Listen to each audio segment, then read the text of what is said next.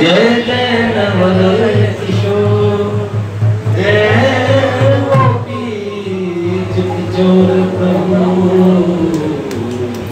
जय श्री भक्त भक्ति भगवान गुरु चतुर्नाम बतवे इनके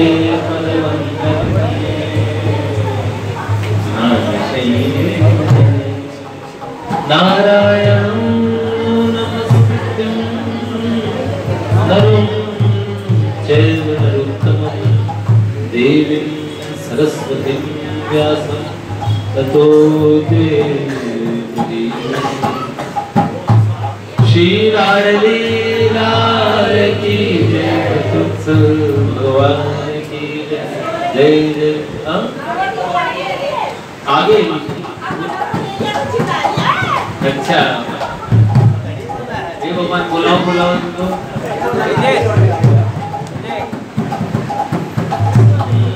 श्री राधे जय राधे राधे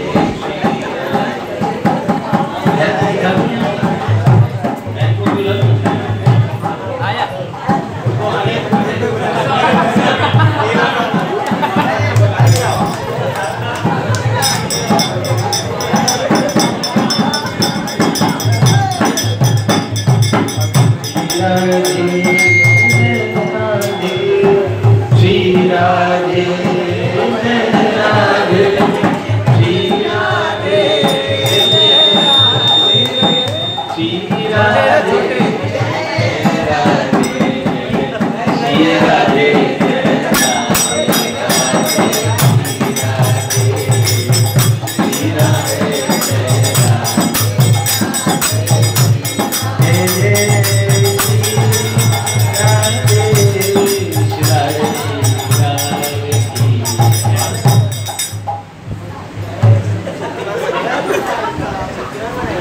क्या सुन रहे थे हमें लोग कल?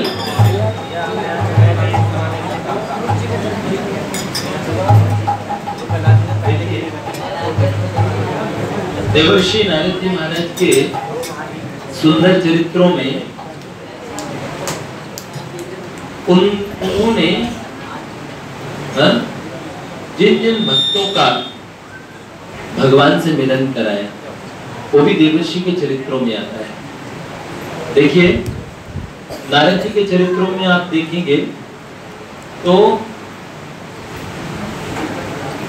उनके स्वयं के चरित्र में जब वो द्रुमिल गोप के यहाँ कलावती के यहाँ दासी पुत्र के रूप में उनका जन्म हुआ शाप के कारण, उस समय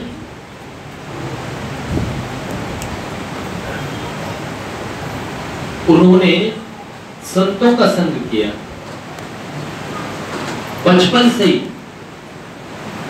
बहुत छोटी अवस्था में, जैसे छोटे छोटे बच्चे हमारे पास आते हैं ना, अभी इनको ये ठाकुर जी को देखते हैं ना तो ठाकुर जी को रोज बाय करते हैं गुड नाइट के समय, एक दूसरे को बताते हैं देखो ये ठाकुर जी, इनके हिसाब से इनके छोटे कोमल मन में ये लोग भी तो कुछ सोचते होंगे। अब यहाँ सत्संग चल रहा है, ये मन में कुछ सोच तो रही होगी ना कि क्या बात है? और फिर ये किसी गोद में भी नहीं जाती है। एक कल तो अपने पिताजी के पास आने को मना कर दिया। हाँ तो भैया मैंने कहा ये तो हमारी छोटी भगवती है, नवरात्रि में आई थी, गुप्त नवरात्रि में ना, बाल अवस्था में एकदम नन्हे से अंतःकरण पे जो निश्चित मतलब जो छाप पड़ जाती है वो कभी मिटती नहीं है। भविष्य में ये बालक कभी बताएंगे कि देखो हम ऐसे उस मंदिर में खेले, फिर मंदिर दूसरा हो जाए। जब राधा माधव जी के पास हम बचपन से आते हैं, हम छोटे से उनके भक्त बन गए हैं। तो ये जन्मजात नारदियों निकुंज के भक्त बालक के जन्मजात, जिनके माता पिता इतने भक्त हैं, तो ये बालक कितने भक्त बनेंगे। देखो ये बड़ी विशेष बात है। नारद जी महाराज जब छोटे बालक थे तो संतों का शीत प्रसाद खाते थे। आप जानते हैं महापुरुषों का, संतों का वैसे कहते हैं उच्छिष्ट नहीं खाना चाहिए, जूठा कभी किसी का न खाओ, जूठा खाने से पाप लगता है। जूठा खाने से, जिस व्यक्ति का जूठा खा रहे हैं उसके दोष वगैरह में आते हैं, इसलिए पता नहीं कौन कैसा व्यक्ति है, इसलिए जूठा नहीं खाना चाहिए, जूठा खिलाना भी नहीं चाहिए। उच्चिष्ट तामसी होता है, तमस से युक्त होता है, इसलिए उच्चिष्ट नहीं खिलाना चाहिए, जूठा खिलाना नहीं चाहिए। लेकिन संत महापुरुषों का शीत प्रसाद खाना, ये बहुत, इसका इतना प्रभाव है। श्रीमद महाप्रभु वल्लभाचार्य जी से एक वैष्णव ने पूछा, त्रिलोकी में सबसे श्रेष्ठ कौन? तो उन्होंने कहा सबसे श्रेष्ठ भगवान। उन्होंने कहा भगवान से श्रेष्ठ कौन? तो उन्होंने बोला भगवान का नाम, और भगवान के नाम से भी श्रेष्ठ कौन? कौन होते हैं बेटा? भगवान के नाम से भी श्रेष्ठ होते हैं संत, भक्त, शुद्ध भक्त। तो उन्होंने कहा अच्छा, शुद्ध भक्तों से भी, संतों से भी श्रेष्ठ कौन? तो उन्होंने कहा संतों का शीत प्रसाद, उन्हीं महात्माओं का प्रसाद। तो उन्होंने कहा महात्माओं का प्रसाद, शीत प्रसाद से श्रेष्ठ कौन? तो महाप्रभु जी ने कहा मैं त्रिवाचा पूर्वक शपथ खा के कहता हूँ, महापुरुषों के शीत प्रसाद से, संतों के शीत प्रसाद से श्रेष्ठ कुछ नहीं होता। एक मधुकरिया बाबा थे और मधुकरी करते थे वृंदावन में, और रोज मधुकरी करके जो टुकड़े मिलते, उन टुकड़ों को यमुना जल में भिगो के फिर ठाकुर जी को भोग लगाते हैं। एक दिन क्या हुआ भैया, बहुत भूख लगी, भिक्षा मिली, और उस दिन इतनी भूख लगी थी, भगवान की परीक्षा थी, उन्होंने बिना भोग लगाए और प्रसाद पा लिया। जैसे ही मुंह में प्रसाद गया तो उन्होंने सोचा प्रसाद थूकूं कैसे, तो उन्होंने अपने मुंह पे इतने चांटे मारे, थप्पड़ ही थप्पड़, इतने थप्पड़ बजाए अपने आप को सजा देने के लिए कि ठाकुर जी को भोग लगाए बिना खा गया मैं, और अब इसे थूक नहीं सकता, निगल भी नहीं सकता। अपने मुंह को चाटे मारते रहे, मुंह एकदम लहूलुहान हो गया। भगवान प्रकट हो गए, हाथ पकड़ लिए, मरेगा क्या बाबा? तो शिव ब्रजराज कुंवर को देखा, उनका लाला जीवन का सारा व्रत छूट गया।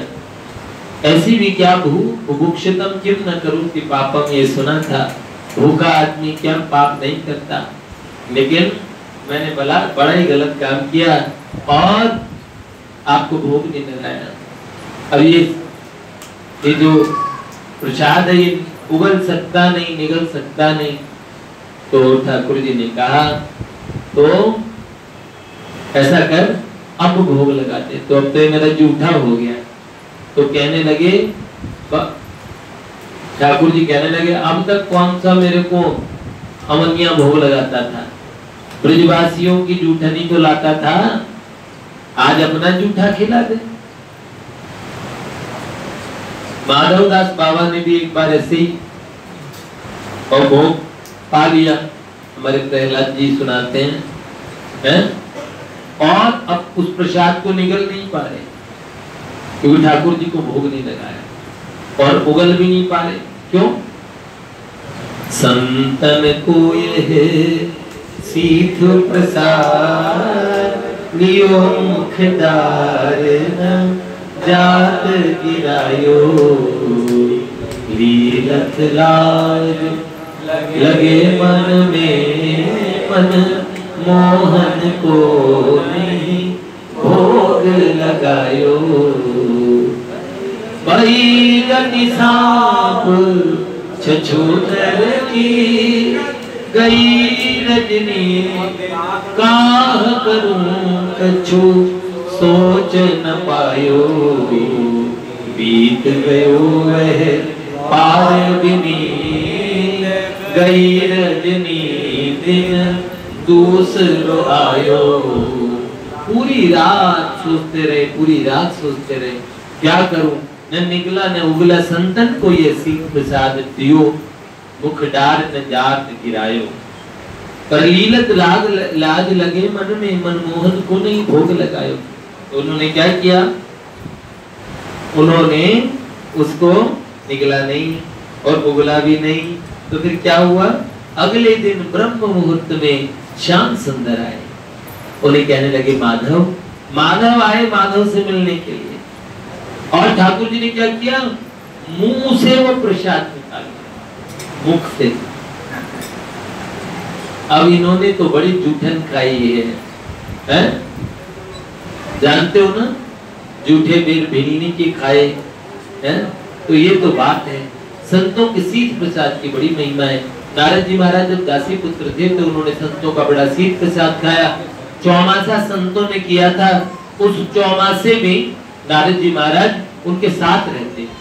और जब 4 महीने पूरे हो गए, अपनी बार के मधुर में आपने सुना था, संत परम हितकारी जगत में प्रभु पद प्रगट करावत, प्रीति भरम मिटावत भारी, जगत में संत परम हितकारी। जब ये सारे संत जाने लगे तो नारद जी महाराज बालक थे, रोने लगे। उस समय वो संत कौन थे जानते हैं? चारों, क्योंकि नारद जी को शाप मिला तो उनके लिए आए कौन, उनके लिए आए चारों सनत कुमार। सनत कुमार उनके लिए प्रकट हुए भैया। और जानते हैं कि चारों सनत कुमार कौन है? सदा वैकुंठ नीलिया, हरि कीर्तन तत्परा, भगवान का कीर्तन करते रहते हैं, वैकुंठ में सदा वास करते हैं। और कथा मात्रिक जीवित, खाली कथा कहते हैं, कथा सुनते हैं। इन सनत कुमारों के पास में नारद जी महाराज रुके 4 महीने। और अंत में जाने लगे तो नारद जी महाराज को इन्होंने एक मंत्र दिया और कहा, बेटा तुम घर में रुको, तुम्हारी मैया अब तक जीवित है। और भैया एक दिन ऐसी घटना घटी, मैया को सांप ने डस लिया। मैया गई तो नारद जी महाराज दुखी नहीं हुए, सुखी हो गए, खुश हो गए, प्रसन्न हो गए। और उन्होंने क्या किया, अब वो भगवान का ध्यान करने लगे एक एकांत स्थान पे जंगल में बैठ के। और आप जानते हो, एक बार के लिए उनके ध्यान में ठाकुर जी प्रकट हो गए, एक बार के लिए। हम भगवान का दर्शन आराम से इजी बात समझते हैं, बहुत मुश्किल होता है।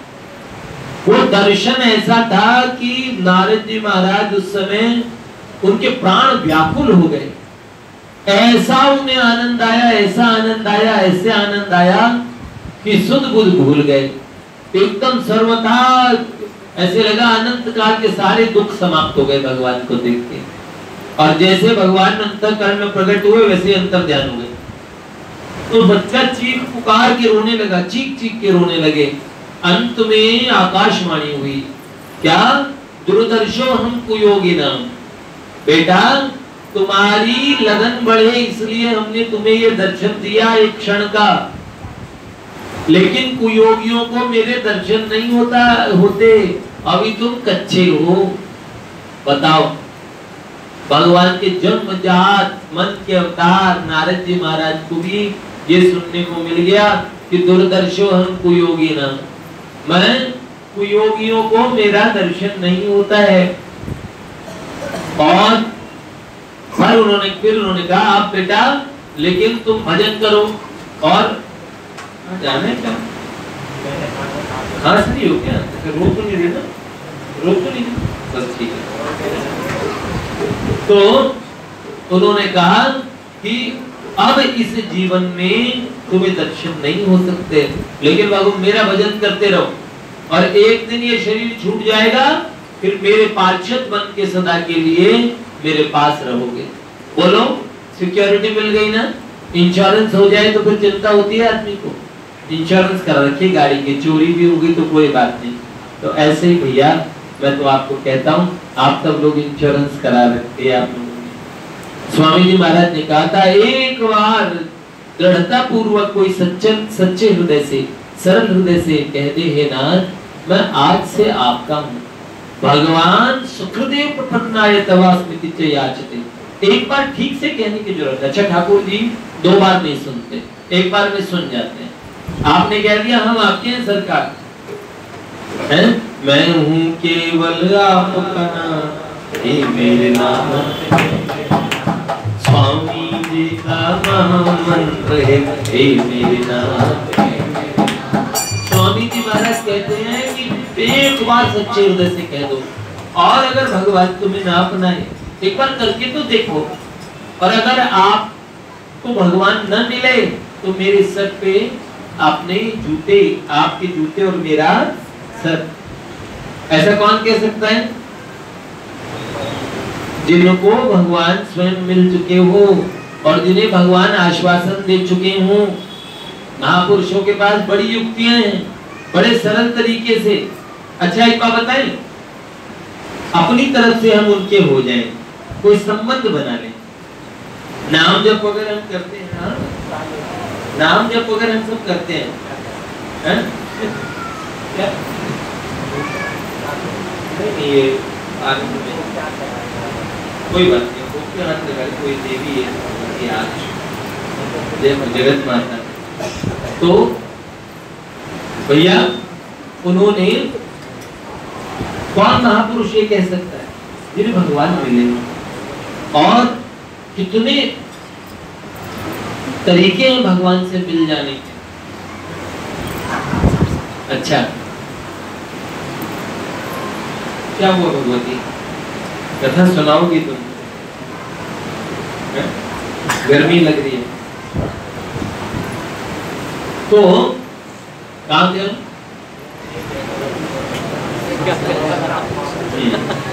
इसको भी आनंद आ रहा है ये, हाँ बहुत बढ़िया बहुत बढ़िया। एक कथा सुनते हुए बहुत विभोर हो रही है। देखो इसका भी डिस्टर्ब नहीं कर रही है बिल्कुल भी। हाँ ये देखो बहुत सयान है, कितनी बढ़िया है ये एक्सप्रेशन दे रही है, कथा को समझ रही है बार बार। तो मुझे नोच की बताती भी है कोई बार। तो स्वयं उन्होंने फिर भगवान के पार्षदत्व को पाया। तो जो बचपन से भक्ति करने लगते हैं, कुमार आचरित प्राज्ञो धर्मान भागवतानी है, कौमार अवस्था में और या फिर बचपन के अंदर में है। देखो बड़ी सुकुमार अवस्था में ध्रुव को भगवान की प्राप्ति हुई। अब ध्रुव को भगवान की प्राप्ति कैसे हुई जरा ये सुनिए। आप जानते कितने बड़े बालक ध्रुव थे? उनके पूज्य पिताजी कौन थे? उत्तानपाद राजा। किनके पुत्र थे? ब्रह्मा जी के पोते। और ध्रुव जी पड़पोते थे ब्रह्मा जी के। तो उत्तानपाद के पुत्र ध्रुव, उनकी माता का नाम कौन? सुनीति। और एक दूसरी मैया उनकी और थी, उनका नाम क्या था? सुरुचि। संत लोग क्या बताते हैं? सुनीति मतलब अच्छी नीति और सुरुचि मतलब अच्छी रुचि। देखो एक होता है श्रेय, एक होता है प्रेय। श्रेय चीज क्या होती है? जो हमें करनी चाहिए अजय। और प्रिय चीज क्या होती है? जो हमें अच्छी लगती है। देखो आप मुझे बताओ, अभी भी मुझे कई लोग बताते हैं प्याज के पराठे थे तो वो जो चाय के साथ खाते थे ना। अभी देखो ऋषिकेश ने लाइव बात इतना लंबा प्रवचन करने के बाद में भी हमारा मन ये जानता है कि प्याज के पराठे बहुत, हमारे घर में प्याज नहीं बनता था कभी, क्योंकि मेरी माता जी की कृपा से तो कभी प्याज नहीं बना। और मित्रों की और सोहबत में पढ़ के कॉलेज लाइफ में जब प्याज खाने को मिला तो मुझे लगा कि इतनी अच्छी चीज ये लोग मना क्यों करते हैं हमारे घर में, क्या स्वाद होता है इसमें। तो अंदर में ये बात घुस के बैठी है, रुचि, सुरुचि। एक होती है सुनीति, ये करना चाहिए, पर ऐसा करने को कभी झूठ नहीं बोलना चाहिए। आप बोलेंगे हाँ,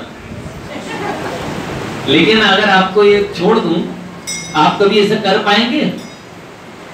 सबको पता है एक सदा का झूठा वो आदमी भी ये बोलता है मुझे झूठ मत बोलना। एकदम बेवफा आदमी अपने साथ क्या चाहता है? वफादारी चाहता है कि नहीं चाहता ना? एकदम गुस्सेल आदमी भी मुझसे शांति से बात करो, खुद चाहेगा मुझसे गुस्सा करे कोई है? एकदम बेईमान और सेठ हो, पर मुनीम को क्या चाहेंगे? मेरा ईमानदार मुनीम हो। जानते हो ना, सब लोगों को अच्छाई सबको पसंद है अपने लिए, पर करने में अच्छी नहीं लगती। तो सुनीति उनकी पत्नी थी। सुरुचि जब मिली तो फैशनेबल मॉडर्न सुरुचि जिस दिन घर पे घुसी उसी दिन से उसने कहा ये जो पहली पत्नी है उसे अलग करो, और सुरुचि जिस दिन आती है उस दिन हम सुनीति अच्छी नीतियों को छोड़ देते हैं, रुचि के ऊपर भागने लगते हैं। और भैया सुनीति के पुत्र होता है ध्रुव। अपने घर से निकाल दिया सुनीति को, बहुत दूर जंगल में रहते थे। तो पहाड़ पे जंगली लड़कों के साथ बालक ध्रुव जब 4-5 वर्ष के हो गए तो 4-4.5 वर्ष के ध्रुव ने एक दिन देखा, 5 वर्ष के ध्रुव थे, उन्होंने देखा कि बड़े ऊंचे ऊंचे महल, उनमें और शहनाइयां नगाड़े बजते हैं, राजा की शाही सवारी निकलती है। ध्रुव अपने मित्रों के साथ में खेल रहे थे और जंगली बालक वो सब उनके साथ खेलते हुए उन्होंने कहा ध्रुव ये तुम जानते हो वो बड़े बड़े महल दिखते हैं वो तुम्हारे पिता के हैं, हमने अपने बाबा से अपनी भैया से सुनाए हैं वो तुम्हारे हैं, तुम्हारे पिता वहां रहते हैं। तुम्हें पता है तुम्हारे पिता कहाँ रहते हैं? ध्रुव के मन में उस दिन ये बात आती है, अपनी माँ से पूछते हैं तो माँ बताती है कि बेटा मैं परित्यक्ता हूँ, मेरे को बाहर निकाला हुआ है तुम्हारे पिता ने, पर तुम्हारे पिता ही सारे और इस समय तो सारे भूमंडल के सम्राट हैं। उन्होंने कहा मेरे पिता सम्राट और मैं ऐसे तरसता रहूं। उनका माँ मैं अपने पिता से मिलने जाऊंगा। और जैसे ही कुछ जंगली लोग ध्रुव महाराज को लेके पहुंचे, दरबार में खबर पहुंच गई कि महाराज की बड़ी रानी के जो पुत्र है ध्रुव, और ध्रुव ही असली गद्दी के वारिस थे। और जैसे ही ध्रुव महाराज पहुंचे तो ब्राह्मणों ने स्वस्ति वाचन करना शुरू कर दिया, टीका लगाया। राजा को अपना प्यारा सा बेटा देख के इतना प्यार आया, उन्होंने गोद में और उस बालक को बिठा दिया और इतने सुंदर सुंदर कंगन पहनाए, नए नए वस्त्र पहनाए और उस बच्चे को अपनी गोद में रखा, अच्छे अच्छे खिलौने दिए। जब राजा उसके मस्तक सूंघने लगे, उत्तम जो बालक हमेशा गोद में बैठता था वो दौड़ा दौड़ गया, अपनी माँ से शिकायत लगाई। तो माँ सुरुचि दौड़ के आई, उसने देखा कि उसकी जो सौत है, उसका जो प्रतिपत्नी राजा की है, उसका जो पुत्र है वो गोद में बैठा है और झिझोड़ के गोद से अलग फेंक दिया। गिर गए सिंहासन की सीढ़ियों से, हाथ छिल गया है, कड़ूले कंगन सब उतार दिए माँ ने और कहा कि देख तू इतना तेरा पुण्य नहीं कि तू राजा की गोद में बैठ पाए। अगर इस गोद का अधिकारी बनना चाहता है तो पहले भगवान की उपासना कर और भगवान से प्रार्थना कर कि तू मरे और मर के मेरी कोख से जन्म ले, मेरा बेटा बनेगा तब इस गोद का अधिकारी बनेगा। छोटा सा क्षत्रिय बालक, उसको इतनी बात बर्दाश्त नहीं हुई। क्षत्रिय जो व्रत होता है वो अपमान नहीं बर्दाश्त कर पाता है। भैया दौड़ा हुआ बच्चा गया अपनी माँ के पास में और माँ से कहा कि माँ ऐसे ऐसे मेरे साथ घटना हुई, तुम बताओ। तो माँ ने कहा अपनी माँ पे रोष मत करो, तुम्हारी विमाता ने तुम्हें बड़ी अच्छी बात बताई भगवान का भजन करने की। बेटा भगवान की उपासना से ही ब्रह्मा जी को ब्रह्मा पद मिला, तुम्हारे पिता को भी भगवान पूर्व जन्मों में उन्होंने भगवान की उपासना की होगी, तुम भी भगवान की उपासना करो। माँ ने कह तो दिया, लेकिन उन्हें पता नहीं है बच्चा लाइटली नहीं लेगा, इस बात को बड़ा सीरियस ले लेगा। रात्रि में माँ के चरणों को प्रणाम करके ध्रुव जंगल में निकल गए।